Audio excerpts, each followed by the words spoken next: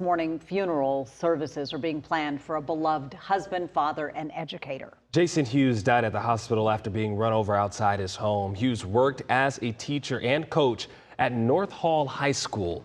Police say his death was the result of a prank that went wrong. 5 teens were reportedly trying to drive away after throwing toilet paper in the trees at Hughes' home when Hughes fell into the truck's path.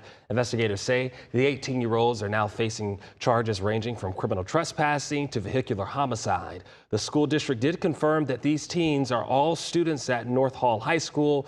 That is where Hughes taught. Hughes was remembered at last night's district meeting as an incredible teacher, mentor, and coach.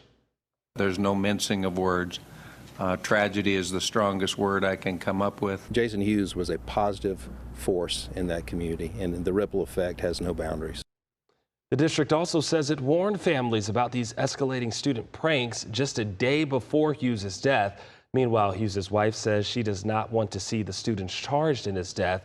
We are told crisis counselors have been sent to North Hall High School to support students.